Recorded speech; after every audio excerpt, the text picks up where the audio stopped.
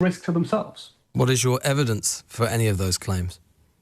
Israeli intelligence understood that Iran was weaponizing its uranium, but it's worse than that, Lewis, because the Iranian regime, according to the IAEA, already had enough highly enriched uranium for 10 nuclear bombs. That's not Israel. That's the IAEA. There is no possible civilian justification for having uranium at 60% enrichment, which is 99% of the way to weapons grade. What is up, everybody? Harry here, and this one's intense. Lewis Goodall going head-to-head with Alon Levy, a former Israeli government spokesman, in the middle of the Iran-Israel escalation. Goodall keeps asking one simple question: what's the actual evidence? And keeps getting circled back to trust Israeli intelligence. There's a real contradiction in how the IAEA gets cited when it's convenient and dismissed when it's not. And Goodall catches it more than once. This is a liver fast-moving story, so I want to be careful and precise with what's actually said here rather than overclaiming. Get subscribed if you want breakdowns that hold up under scrutiny, not just reactions. Let's get into it.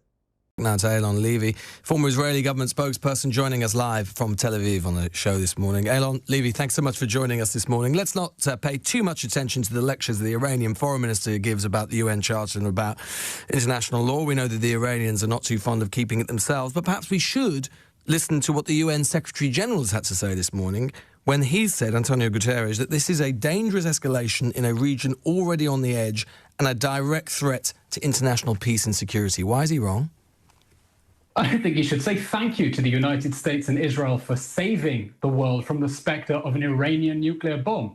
Iran was weaponizing its nuclear weapons program. Diplomacy had failed to stop it from building enough highly enriched uranium for 10 nuclear weapons. And Israel and the United States have both done the world an immense service at immense risk to themselves. What is your evidence for any of those claims? Israeli intelligence understood that Iran was weaponizing its uranium, but it's worse than that, Lewis, because the Iranian regime, according to the IAEA, already had enough highly enriched uranium for 10 nuclear bombs. That's not Israel. That's the IAEA.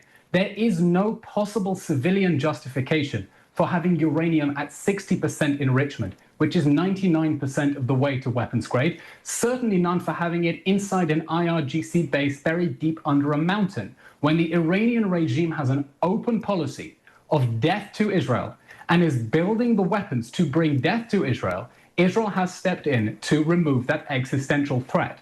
You cite the IAEA, and they themselves have said, as you'll know, this is the IAEA's Rafael Grossi, its Secretary General, we do not have any proof of any systematic effort by the Iranians to move into a nuclear weapon. Indeed, he said in an interview with CNN just in the last few days that those claiming, which I would assume he would include you in, given what you've just said, those claiming to know exact details about Iran moving toward a nuclear weapon are engaging in speculation. So you're citing the IAEA, but there's a Director General of the IAEA saying that you're wrong.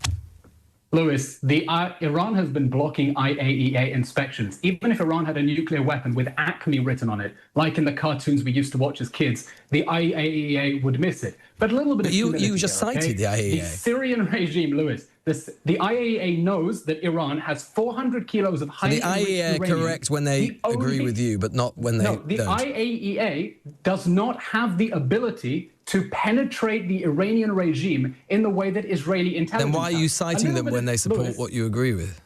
Because the evidence is there for everyone to see. Right. The weaponization is not something the IAEA would pick up on because its inspectors aren't allowed into Iran's facilities. Lewis, a little bit of humility. In 2007, the Syrian regime was building a nuclear reactor. The United States didn't know about it until Israel told it, and the United Kingdom didn't know about it until Israel bombed it. But the red line of a decision to build nuclear weapons is already too late. You can criticize Israel for acting too late, definitely not too early, because there is no wiggle room to wake up one morning and find out that the Iranian regime has already assembled a nuclear bomb with, I'll remind you, no possible civilian justification for 400 kilos of enriched uranium at 60%. So we just have to trust you.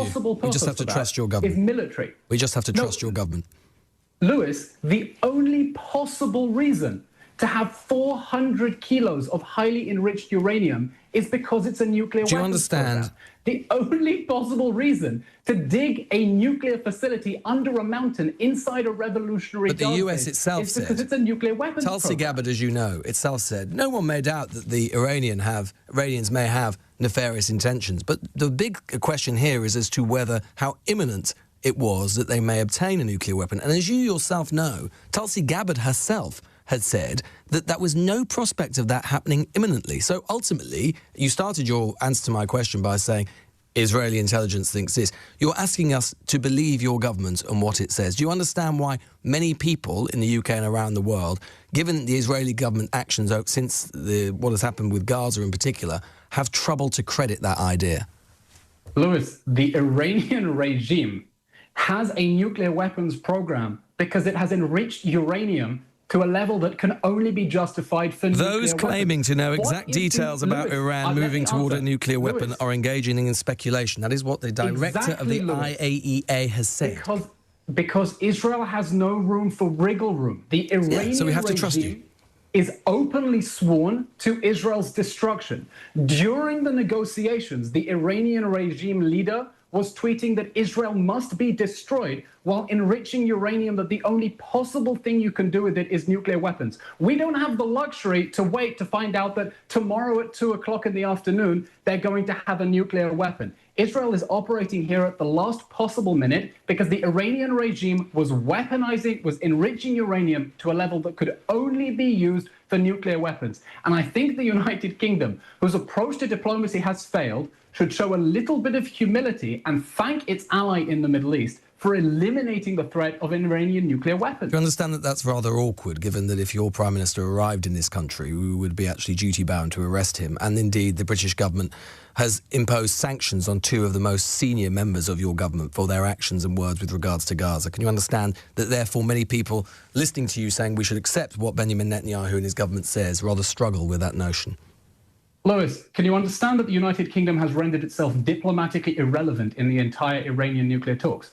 Yesterday, the E3 tried to resume negotiations with Iran, and it asked for guarantees that its intentions were peaceful. The Iranian regime said that was unrealistic, and that's because the Iranian regime's intentions are death to Israel and death to the United States. This regime, Lewis, has been waging a war of aggression against Israel since the October 7th massacre. That wasn't a one-off terror attack by Hamas. That was a regional war by the Iranian regime's proxy armies that attacked Israel practically in concert. And Israel is saying we cannot wait until the Iranian regime is 1 week away from nuclear weapons, which maybe you would say isn't imminent enough, or 20 minutes. Well, or Tulsi even Gabbard 5 said minutes. 3 years. 3 years. And then she later walked back her remark in accordance with President Trump's assessment and the assessment of CENTCOM that the Iranian regime could rapidly enrich that to 90% in a matter of days if it wanted to. Israel is the country with the eyes and ears on the ground in the Middle East that found out when Bashar al-Assad was enriching uranium and trying to build a nuclear weapon. Do you seriously the believe? United States didn't pick up on that. Is it seriously? Israel picked up on that. Is it seriously your contention that Israel right now is making the region safer? Absolutely, Lewis. That's despite the fact that the IAEA, despite the fact the IAEA has consistently said that armed attacks on nuclear facilities should never take place. You're the one who started your answers by quoting and citing the IAEA, and yet when I quote something else that they've said to you, which is very explicit, i.e. that these attacks should never have taken place because they're too dangerous to do so, you just dismiss it. Why the incongruity?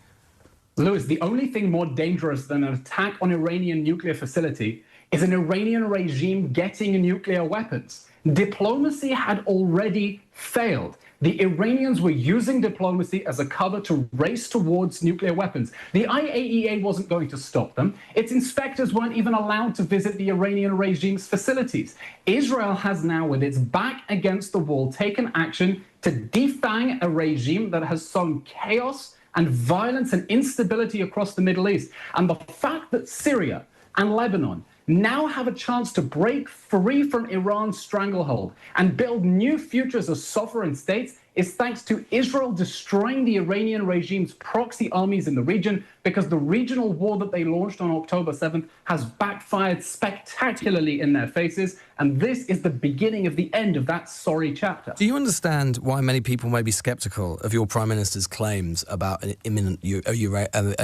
Iranian threat? Because he's been saying the same thing for 20 years. This has been a long-term project for him. He's the boy who cried wolf.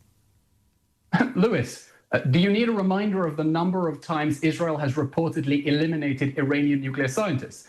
Do you need a reminder of the number of cyber attacks? He's been saying that Iran's been on the verge, but he's been saying Iran's been on the verge of obtaining a nuclear weapon for 20 years, and it has never actually achieved it. So why should we believe him now? Of course it hasn't. Of course it hasn't, yes. Because Israel has been successful in sabotaging the Iranian nuclear program. And indeed, there was a diplomatic effort with the JCPOA.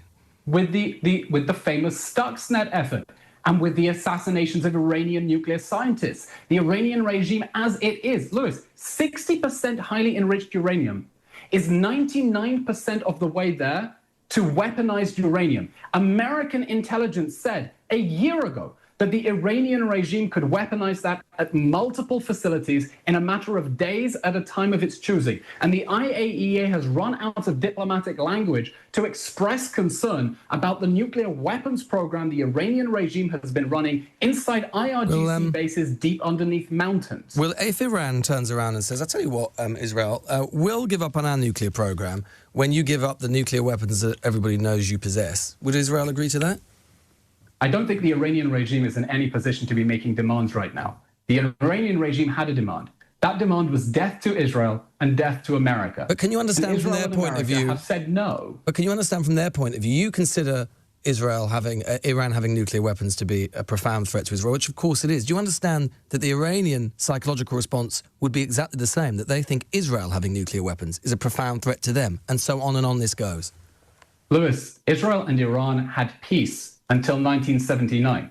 There were direct flights between Tel Aviv and Tehran. Israeli and Iranian football players played against each other at international matches. Everything changed when Iran was hijacked by a fundamentalistic, totalitarian, theocratic dictatorship whose open goal is death to Israel and death to America, and decided to enslave their own people and enslave the region in order to advance that nihilistic vision of the destruction of the state of Israel. This isn't about security. This is about a theocratic dictatorship that is determined to destroy the only democracy and the only Jewish state in the region. And the United Kingdom and other Western powers should be saying thank you. Well, of course, the only reason, of course, there are any inspectors in Iran at all is because it's part of the nuclear non-proliferation treaty that your own country is not signatory to. Can you understand why many people just see a profound hypocrisy here? Lewis, can you understand how people see an absolute hypocrisy in the Iranian regime waging a war of aggression against Israel through Hamas, Hezbollah, and the Houthis, chanting death to Israel, using nuclear talks as a cover for saying that Israel must be eradicated, and then claiming that it was the victim of an act of aggression? Do you understand when you zoom out here that the Iranian regime has been trying to dominate the Middle East in order to advance its goal of destroying the only democratic country in the region? This isn't about security, Lewis. This is about a fundamentalist, theocratic dictatorship with many supporters. There are many who would look at Israel at the moment. Be very concerned. There are many who might look at the Middle East at the moment and think and argue that there's one country trying to dominate it, and it's Israel. Lewis, Israel is a country 1/80th the size of Iran with a population of 10 million. With nuclear weapons, Israel doesn't have the ability. Lewis, Israel is a tiny country, and I would surprise you and all of your listeners when I tell you there is nothing more that Israelis want than to be left the hell alone. Israel did not ask for the Iranian regime to surround it with a ring of fire of proxy armies armed to the teeth with ballistic missiles in order to destroy this country. But that was the Iranian regime's plot, Lewis. Right. Death to Israel was not a slogan. It was a policy. And the October 7th massacre was the opening salvo of the Iranian regime's regional war against Israel. Israel doesn't want to October the 7th, a profound failure of Israeli intelligence, of course. Those same intelligence agencies you're now asking us to believe and credit with regards to Iran. One question, a final question about the UK's position. The UK is now calling for de-escalation. You know, Keir Starmer has said that. Your response to that? This is not the time to throw the Iranian regime a lifeline. The Iranian regime was closer than it had ever been to nuclear weapons and is now more vulnerable than it has ever been. President Trump is saying Iran should choose peace. And I think the United Kingdom should be saying we're not going back to the world that existed before October 6th. Iran must end its policy of aggression. No more death to America, death to Israel, death to England. It's time for peace. Would peace involve the cessation of illegal settlements in the West Bank and a cessation of the war in Gaza? Might that help Israel get to peace as well? Peace would mean the Iranian regime stopping being committed to death to Israel and building the weapons to bring death to Israel. You don't think Israel's got any role to play in any of that? You don't think that Israel itself could do things that could generate peace? The Iranian it's not all about Iran, though, is it, Alon Levy? I just asked you about something separate to Iran. I was asking you about the West Bank and the settlements there and asking you about Gaza, which are separate. Do you not think that it might help guarantee Israeli peace and security over the long term if a settlement were to be found in those places? As part of the Iranian regime abandoning its war of aggression against Israel and calling off its proxies, it always sounds like someone else's fault. It always sounds like someone else's fault. Has Israel got no theocratic dictatorship? I don't dispute that. Whose slogan is death to Israel. I don't dispute that, but I don't dispute that. I don't dispute that. What I'm saying is that Israel's own actions, many people would argue, in the continued illegal settlements in the West Bank and its continuing prosecution of a war without end in Gaza, which is terrorizing the population there. And many people have argued, many have been starved, Israel is trying to starve them into submission, does nothing to make Israel more secure over the long term, let alone the moral imperative of the effect on the people in those places. Lewis, Israel is more secure than it has been in a long time because it has vanquished the proxy armies that the Iranian regime built with the intent of invading Israel and destroying this country. The war with Iran has nothing to do with what's going on in Gaza because the Iranian regime has been openly sworn to Israel's destruction since the Islamic Revolution of 1979. And this is the time to demand that the Iranian regime end its terribly destructive policy of racing towards weapons of mass destruction and dominating the Middle East in pursuit of its vision of destroying the state of Israel. We had peace with Iran before the Islamic Revolution of 1979, and I can only hope it's only a matter of time. Watch this interview closely, and there's one contradiction that Lewis Goodall catches early and never lets go of. Alon Levy cites the IAEA as proof Iran had enough highly enriched uranium for 10 weapons. Then, seconds later, dismisses the IAEA's own Director General, saying there's no evidence of a systematic weapons program. You can't have it both ways. Either the IAEA is a credible source or it isn't. You don't get to quote the parts that support your case and wave away the parts that don't. Goodall calls this out directly.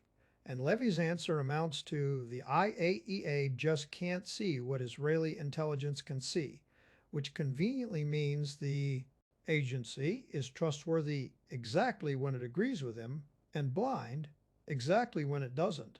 The bigger pattern in this interview is the unfalsifiable warning. Goodall raises the obvious point. Netanyahu has said Iran is weeks away from a bomb for roughly 20 years, and it hasn't happened. Levy's answer is that Israel kept quietly stopping it. Sabotage, assassinations, strikes, that's a claim that can never be disproven, because any year the bomb doesn't materialize just becomes more evidence of Israeli success rather than evidence. The original warning was overstated. It's worth sitting with that structure, regardless of which side of this conflict you land on, because it's the kind of argument that forecloses its own scrutiny. There's also a real question about whose intelligence people are being asked to simply accept. Goodall pushes on this directly, asking the public to trust Israeli assessments about Iran's weapons timeline, while the same government is under UK sanctions on senior officials and would face arrest warrants from the ICC. That's not a smear. It's a legitimate credibility question any serious journalist should be asking of any governments. Intelligence claims, whichever country it is, to be fair to the other side of this, Levy's core factual claims aren't invented. Iran genuinely had enriched uranium at 60%, which has no established civilian use and sits close to weapons grade. And Iran has restricted IAEA inspector access at various points, which does limit what outside verification can actually confirm. Those are real, documented tensions in the standoff, not something either side disputes. The disagreement isn't over those numbers, it's over what they justify, how imminent the threat actually was, and whether military strikes were a proportionate response to available evidence versus a political decision dressed as a security necessity. That's really the crux of interviews like this one. Two people can agree on the underlying facts and still reach completely opposite conclusions about what those facts require. Levy treats the enrichment level as sufficient justification on its own. Goodall treats sufficient for what action, decided by whom, on what timeline, as the actual question still unanswered. Both of those are legitimate frames, and this clip is useful precisely because it shows you the fault line rather than resolving it for you. Watching interviews like this is how you get better at spotting when a compelling answer is actually just a well-delivered dodge. The confident tone, the pivot to a different fact, the refusal to sit with the question asked. That skill matters a lot more right now than any single verdict on this conflict, because you're going to keep seeing these exact rhetorical moves used by officials on every side of it in the weeks ahead. If breakdowns like this are useful to you, slowing down a fast-moving story and actually testing the logic instead of picking a team, that's what this channel is for. Get subscribed, because in a story that's still unfolding, this kind of scrutiny is exactly what keeps you from just absorbing whichever version gets repeated the loudest.